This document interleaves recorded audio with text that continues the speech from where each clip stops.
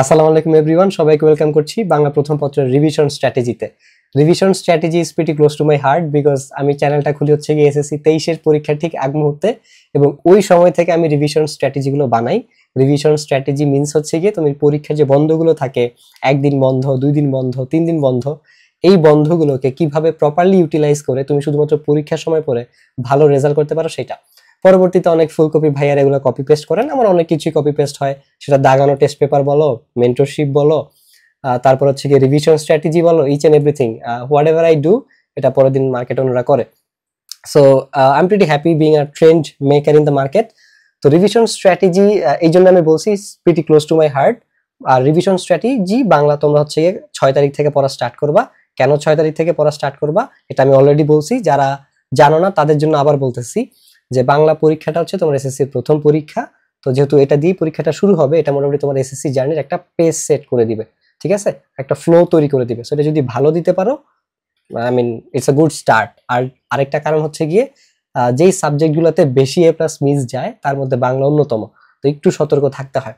So কিভাবে রিভিশনটা দিবা বা কেন আমি 6 তারিখ থেকে রিভিশন দিতে বলতেছি এত আগে থেকে, তার অন্যতম বড় একটা কারণ হচ্ছে গিয়ে আসলে এই যে প্রথম পরীক্ষা এবং অনেক বেশি এ প্লাস মিস যায় এই সাবজেক্টটাতে, এবং এমসিকিউর জন্য আমাদের একটু বেস্ট প্রিপারেশন নিতে হয়।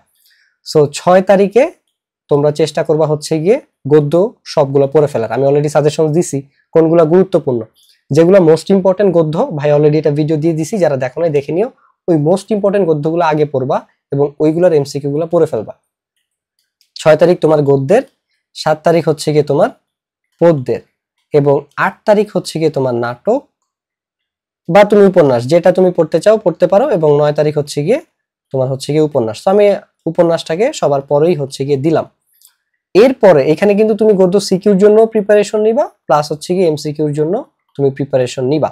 সেম 7 তারিখেও তুমি সিকিউ প্লাস এমসিকিউর জন্য একটা প্রিপারেশন নিয়ে ফেলবা, সেম অ্যাজ তোমার নাটক সিকিউ প্লাস এমসিকিউর জন্য, এবং উপন্যাস এই দিনও সিকিউ এমসিকিউর জন্য। বাট 9 তারিখে তোমার একটা এক্সট্রা কাজ আছে, সেটা হচ্ছে বাসা থেকে অবশ্যই 7টা সিকিউ লিখে যাইতে হবে, ঠিক আছে?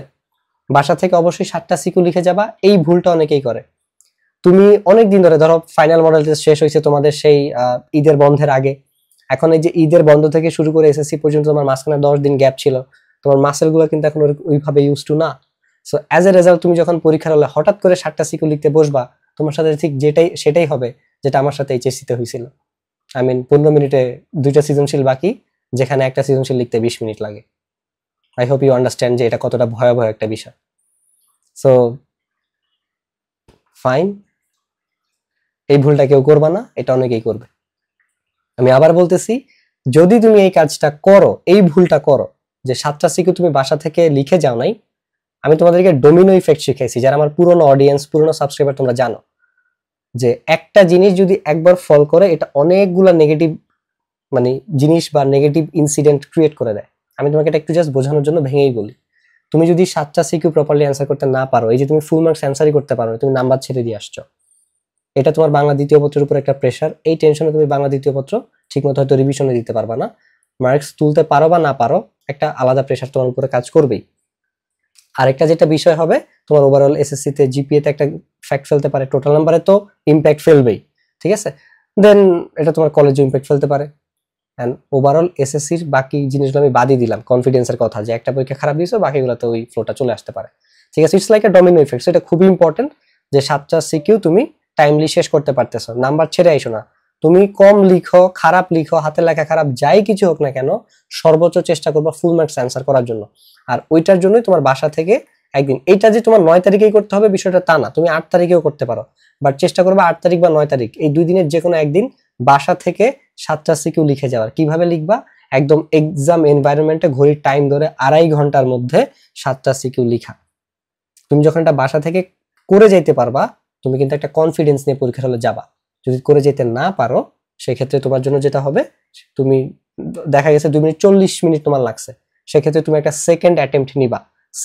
সেকেন্ড অ্যাটেম্পট না নিলেও সমস্যা নাই, তোমার আইডিয়া থাকতে হবে যে আমি তাহলে আরেকটু কম লিখতে হবে বা আরেকটু দ্রুত লিখতে হবে।